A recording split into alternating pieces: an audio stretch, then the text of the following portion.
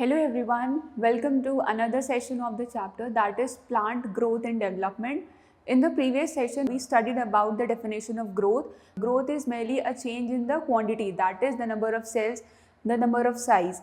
And we know for the fact that growth and development are two fundamental aspects of any living organism. Development in the whole sense is the wholesome development of an individual plant, जिसमें आपका growth and differentiation दोनों आता है. Then we saw कि to measure growth there were certain methods, the horizontal microscope, the direct method, the oxanometers. And when we saw a growth in the plants, हमने ये observe किया कि उसकी growth हमेशा एक जैसी नहीं होती है. एक पॉइंट होता है प्लांट का जब बिल्कुल ही ग्रोथ नहीं होती या मिनिमम होती है, that was known as the lag phase. After that there was a sudden increase in the growth. एक ग्रोथ पीरियड आता है when there is optimum amount of environmental conditions, the internal factors are present, the raw materials are present, तो आपकी plant की growth suddenly क्या हो जाती है, बढ़ जाती है. That phase was known as the log phase और the exponential phase. But after a certain period of time plant की ग्रोथ स्टेशनरी हो जाती है, मतलब कि उसमें ग्रोथ तो होती है but there is no change in the quantity. जैसे कि उसका ना साइज़ बढ़ता है, ना शेप चेंज होता है, ना लेंथ बढ़ती है. बस ये होता है कि जो ओल्ड सेल होते हैं, जो शेड ऑफ होते रहते हैं, they are continuously being replaced by the newer cells and that phase is known as the stationary phase या मिनिमाइज्ड और डिमिनिश्ड ग्रोथ हो जाती है. नाउ वी नो कि growth is changing with respect to time. So in this lecture we will be studying about the growth rate. So अगर हम एक graph plot करें जिसमें आपका हाइट ऑफ द प्लांट हो और टाइम हो, so what is growth rate? The change in the size और the shape of the plant. ठीक है, या हम ऐसे बोल रहे हैं the changes in the plant with respect to the change in time is known as the growth rate. अब आपका ग्रोथ रेट अगर हम बहुत ही ईजिली डिफाइन करें तो जैसे जैसे टाइम बीतता जाता है वैसे वैसे प्लांट में ग्रोथ होती जाती है. तो according to the things that we see physically या जो हमें विजुअली बहुत देखने को मिलता है, उसके हिसाब से एक प्लेन स्ट्रेट लाइन जाएगी because time passes on and growth occurs. But it's not always possible because I said कि प्लांट में ग्रोथ तो होती है for a lifetime, but एक पॉइंट पे आके स्टेशनरी हो जाते हैं. So this straight graph is not validated. To measure growth rate there were certain procedures, जिसमें सबसे पहला था कि अगर हम ग्रोथ रेट को लीनियर ग्राफ के हिसाब से देखेंगे तो उसका अरिथमेटिक एक्सप्रेशन क्या होगा.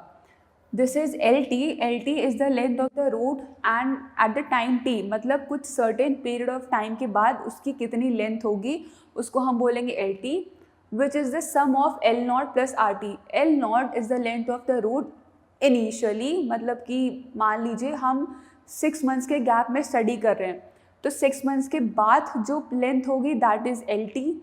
6 मंथ्स के पहले जो इनिशियल लेंथ होगी that is L naught. And what is R T?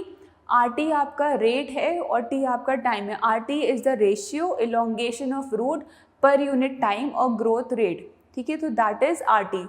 So your total length which is increased with the difference in time is the sum of L naught and RT.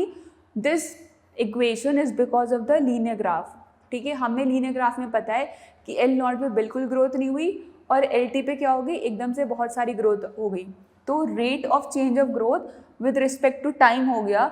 So LT will be L naught plus RT. This was the arithmetic expression and was the explanation of the linear curve that was plotted by observing the growth of plant with respect to time. But this was not acceptable because we know कि plant की growth में phases आते हैं, that is the lag phase, log phase and the stationary phase. So वहाँ पे हमें कैसा graph मिल रहा था, a sigmoid curve. To prove कि वो sigmoid curve सही है, उसको study करने के लिए there was also an equation derived जिसको हम geometrical expression बोलते हैं, जो कि इस तरह से होता है W1 is equal to W naught ERT. W1 is the final size of the root after a certain period of time. W naught हमें पता है क्या होगा, फिर initial size of the root होगा, that is a beginning point होगा. E is the base of the logarithm. जैसे हम लॉग निकालते हैं उसमें एक बेस होता है, 10 का बेस होता है, या हम लॉग बेस 10 लिखते हैं. So that base is E. R is the growth rate. I again revise about the geometrical expression, जिसमें हमने ज्योमेट्रिकल एक्सप्रेशन जो डिराइव किया था that was because of the sigmoid curve. Sigmoid curve क्यों आया था कि प्लांट इनिशियली जब उसको कंडीशंस नहीं मिलती हैं तो बिल्कुल भी ग्रोथ नहीं होती है. उस फेज़ को हम बोल रहे थे लॉग फेज़. फिर जब मिनरल न्यूट्रिएंट्स हो जाते हैं, जब एनवायरमेंटल फैक्टर्स फेवरेबल हो जाते हैं, then there is sudden increase in growth and then comes the stationary phase. So on behalf of that a geometrical expression was derived which was W1 is equal to W naught e to the power RT. Now W1 is the length of the plant or length of the root after a certain period of time, or you can say the final size. W naught is the initial size of the root or at the beginning of the period. R is the growth rate, T is the time and E is the base of the natural logarithm. सो इसके behalf पे हमने derive करना शुरू कर दिया कि plant की growth exponentially कैसे होती है, कैसे ज्योमेट्रिक एक्सप्रेशन से होती है. I will again start with the mathematical expression. In mathematical expression we studied कि प्लांट की ग्रोथ लीनियर होती है, that is initial to final होती है. With respect to time plant की ग्रोथ होती ही रहती है. तो जब हमने ग्राफ देखा तो हमने एक इक्वेशन डिराइव करी. इन दैट वी सेट कि एल टी है और एल नॉट है. तो L T is what the final length, L naught is the initial length. और जो ये डिफरेंस आएगा that is R T rate of growth with respect to time. उसके बिहाफ पे हमने इक्वेशन डिराइव करी that L T is the sum of L naught plus R T. After the arithmetic expression based on the linear curve, we studied about the geometrical expression in which the equation was W1 is equal to W naught e to the power RT. Now these were the two equations that were derived, जिसमें हमने दो तरह की growth को define किया था. एक में ग्रोथ होती जा रही थी विदाउट एनी स्टेशनरी फेज. दूसरी ग्रोथ वो थी जो आफ्टर द एक्सपेरिमेंट्स ऑब्जर्व की गई which had certain phases. Now after that की ग्रोथ रेट का मैथमेटिकल एक्सप्रेशन और एक अरिथमेटिक एक्सप्रेशन होता है. एंड में बताया गया कि आपका रिलेटिव ग्रोथ रेट होती है. Now what do you understand by relative growth rate? Plant की जो हमने ग्रोथ को मेजर किया वो हमने किसी दूसरे प्लांट के रिस्पेक्ट में देखना शुरू कर दिया. फॉर एग्जाम्पल, अगर किसी प्लांट की ग्रोथ 10 दिन में 0.5 सेंटीमीटर हो रही है तो 10 दिन में किसी और प्लांट की ग्रोथ 0.2 सेंटीमीटर भी तो हो सकती है. तो जब हमने ये स्टडी किया गया कि हर प्लांट की ग्रोथ का पैटर्न अलग है, तो हमने क्या डिराइव किया? The relative growth rate. Definition: increase of total dry weight per unit time per unit of existing total dry weight. पहले जो वेट एग्जिस्ट करेगा वो W1 होगा, बाद में जो वेट होगा वो W2 होगा, और हम क्या मेजर करेंगे? Time difference. Now this relative growth rate जो हम measure करते हैं, it is dependent on the efficiency index of the plant. Okay, so equation को अगर आप देखें तो this is relative growth rate denoted as RGR, W2 and W1, जिसमें W2 is the total dry weight per unit time which is existing, and W1 क्या है? उसका total dry weight in the initial time. T2 और T1 जो है final time है, T1 is the initial time. This is the efficiency index.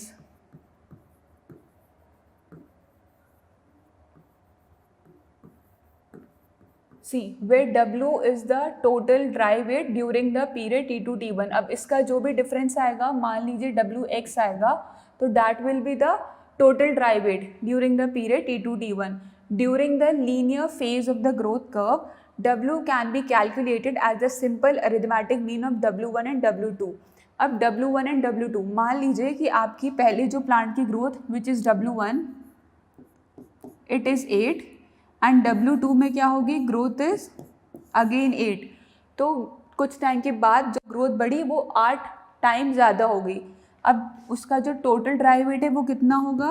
W1 plus W2 का mean होगा, that is 16/2 which is 8. So 8 will be the final calculated weight of the plant dry weight after a certain period of time. तो उसको हमने difference measure कर रहे हैं, हम यहाँ पे रिलेटिव ग्रोथ मेजर करें, तो इसलिए क्या होगा? W2 minus W1 upon the time difference into the efficiency index will give you the relative growth rate of a plant. So that is the relative growth rate. I'll again revise. Relative growth rate जब हम measure करते हैं तो we study the weight, the dry weight of a plant after a certain period of time with respect to the initial dry weight. कैसे equation measure करी हमने? relative growth rate is the difference between the dry weight जो कि final था, initial था, and the time difference into the efficiency index of a plant.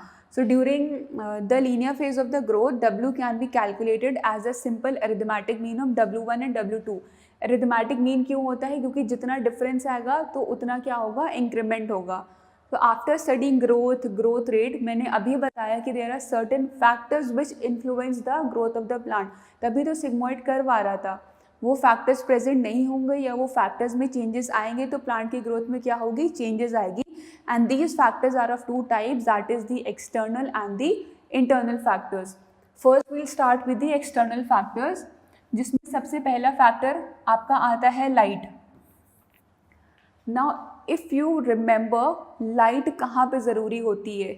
Light is very much essential for the process of photosynthesis. Now why am I talking about photosynthesis again? Because we have studied that growth, when occurs in a plant, it is reliable on the energy which is being produced after the metabolic process. That is, growth occurs on the expense of energy available in the plants. और ये energy कहाँ से आती है? Energy आती है metabolic processes से, जिसमें कि सबसे इम्पॉर्टेंट प्रोसेस है आपका photosynthesis. So when light comes, your chlorophyll gets activated, it performs the function of photosynthesis, then energy is stored in the form of stars, then respiration occurs and ATP is released and the whole that process.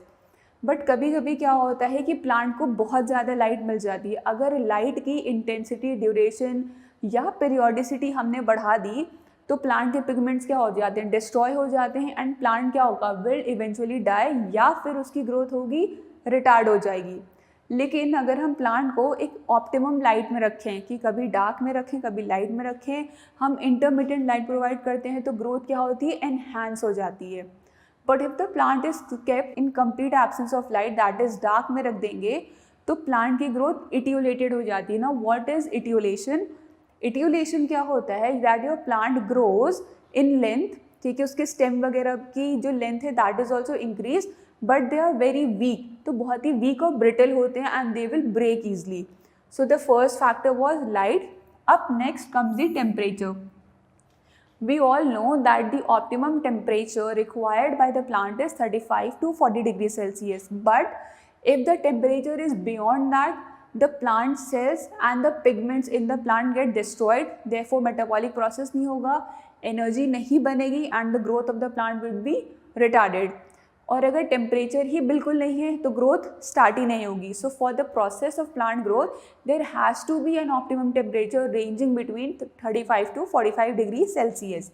After temperature comes water. We know that water is very much essential for all the metabolic processes, be it photosynthesis, respiration or various other metabolic process of the plant, because water forms the main content of the protoplasm which is inside the plant cells. Then after water comes oxygen. Oxygen is necessary because oxygen plays a vital role in respiration. Respiration में क्या होता है? Oxygen utilize होती है. The complex substances are broken down into simpler substances and what? Energy is released. Energy released होती है ATP के form में, which is used by the plant for growth and development. After that comes carbon dioxide. Carbon dioxide is important for the process of photosynthesis, for the production of energy. Pollutants क्या करते हैं आपका?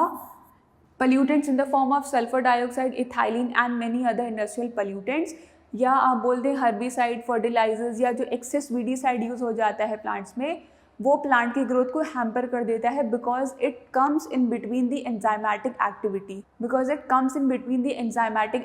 और जब enzymatic activity कम होती है तो plant की ग्रोथ भी क्या होती है? कम होती है. लास्ट में आपके आते हैं मिनरल सॉल्ट्स. मिनरल सॉल्ट्स में हम बेसिकली बात करते हैं मिनरल न्यूट्रिएंट्स की, which are the macro and the micro nutrients. And we have studied it before that many other macro and micronutrients are responsible for the growth of leaves, for the growth of plant, for the growth of chlorophyll. अगर वही lack कर जाएंगे तो क्या हो जाता है? Hunger science हो जाता है और प्लांट में क्या हो जाते हैं? मॉर्फोलॉजिकल चेंजेस दिखने लगते हैं. After the external factors comes the internal factors. जैसे कि ह्यूमंस में होता है दैट वी रिक्वायर न्यूट्रिशन, उसी तरह से plant also they require nutrients for their proper growth. वो न्यूट्रिएंट्स मिसिंग होते हैं तो प्लांट में क्या हो जाता है? ग्रोथ रिटार्ड हो जाती है, इंटरनोड का डिस्टेंस कम हो जाता है, रोल्ड लीफ हो जाती हैं, फ्लावरिंग जो है डिले हो जाती है, and that is how the growth of the plant is hampered, और you can say it is delayed. उसके बाद जो सबसे इम्पॉर्टेंट चीज़ है वो है growth regulators. In this chapter of plant growth and development, we'll mainly emphasize on different types of growth regulators which are present in the plants. Now these growth regulators are the internal factors. Why? क्योंकि अभी हम पढ़ेंगे बहुत सारे growth regulator होते हैं, जैसे auxins हो गए, जिब्रेलिन्स हो गए, आपका साइटोकाइनिन्स हो गए, इथाइलिन हो गया, एब्सिसिक एसिड हो गया. These growth regulators are present in very minute quantities, but they have a direct effect on the physiological process of a plant. For example आपका जो जिब्रेलिन होता है ये स्टेम इलोंगेशन में हेल्प करता है, एज वेल एज आपको auxin help करता है. लेकिन कुछ और ऐसे ग्रोथ रेगुलेटर होते हैं जो आपकी ग्रोथ को रिटार्ड करते हैं. These growth regulators they act like hormones. जैसे ह्यूमन्स में हॉर्मोन्स होते हैं कि they are produced at a certain place, they are circulated. Plants में क्या होता है, दीज हॉर्मोन्स और these plant growth regulators are present in all over the body of the plant. ये ट्रांसलोकेट हो जाते हैं, दे हैव देयर मूवमेंट्स. इनकी माइन्यूट क्वांटिटीज़ भी प्लांट्स की हर एक्टिविटी को अफेक्ट कर जाती हैं. तो I will again repeat the factors which are responsible और which affects the growth and development of a plant. The external factors includes light, temperature, water, oxygen, mineral content, pollutants and carbon dioxide. The internal factors, it includes nutrition जिसमें macro micronutrients आते हैं, and growth regulators like auxins, gibberellin, cytokinin, ethylates and abscisic acid. So in this session of plant growth and development we studied about the different growth rate जिसमें हमने एक linear curve के हिसाब से equation derive करी थी, that is LT is equal to L naught plus RT. Then there was an arithmetic expression जिसकी हमने equation पढ़ी थी WT is equal to W naught plus ERT. फिर हमने पढ़ा था relative growth rate. Relative growth rate में हमने पढ़ा कि the difference between the final and the initial size depending on the time difference into the efficiency index बताता है आपका relative growth rate. So that's all for this session. Thank you so much.